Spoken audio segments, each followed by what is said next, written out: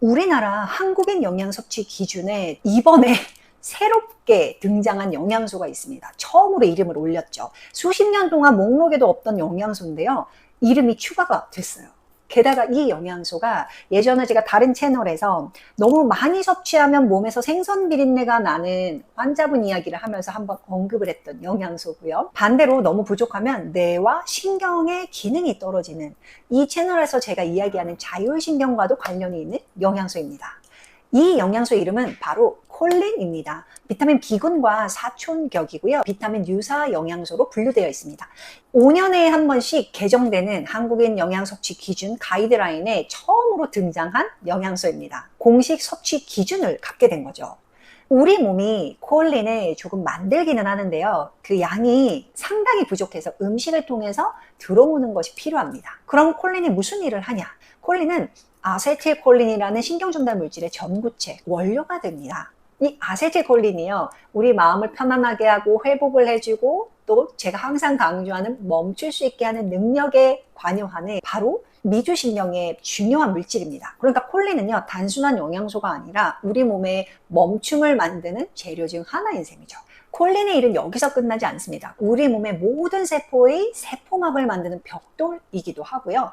또 오늘 특히 기억하실 대목이 이 콜린이 간에서도 아주 중요한 일을 한다는 겁니다. 이 이야기는 잠시 뒤에 제가 지방간과 함께 자세히 알려드릴게요. 왜 하필 2025년도에 콜린 기준이 생겼냐? 사실 답은 상당히 간단해요. 그동안 과학적 근거가 충분히 쌓였기 때문이에요. 여러 가지 연구를 기반으로 두 가지 기준을 정할 수 있게 됐습니다. 첫 번째는 충분 섭취량입니다.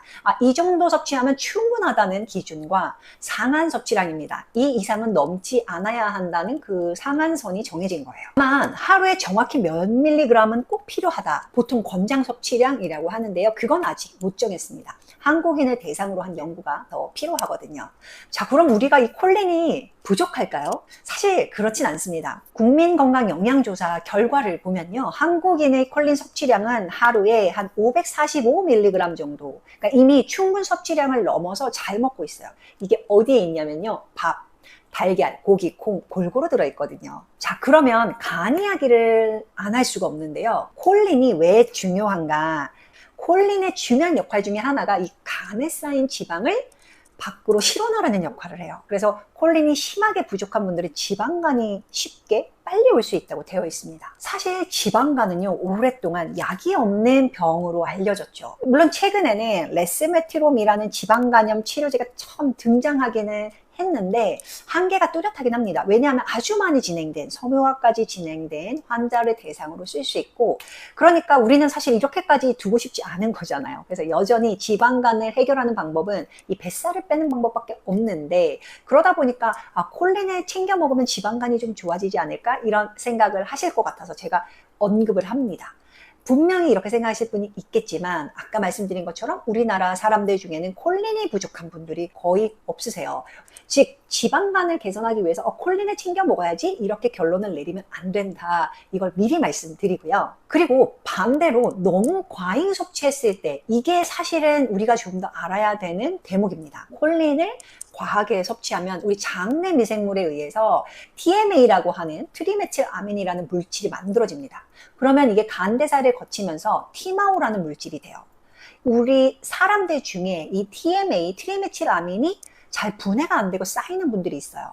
근데 이게 아민이라는 이름에서 알 수 있듯이 생선 비린내가 좀 납니다. 그래서 숨 쉴 때나 소변 볼 때, 땀 이런 데서 냄새가 나죠. 하지만 그게 아주 흔하지는 않습니다. 그리고 아주 과량의 콜린을 먹을 때 일어나는 일이니까 너무 염려하지 않으셔도 되고요. 사실 더 중요한 건 TMAO라고 하는 티마오와 관련된 이야기입니다. 티마오가요, 동맥경화를 유발하는 물질로 알려져 있습니다. 자, 여기서 우리가 기억할 건 콜린은 사실 부족보다는 아주 가끔 과잉이 되기 쉬운 영양소이다. 특히 요즘같이 쉽게 단백질 섭취를 좀 할 수 있는 경우에는 훨씬 많이 콜린이 과잉되는 경우가 있습니다.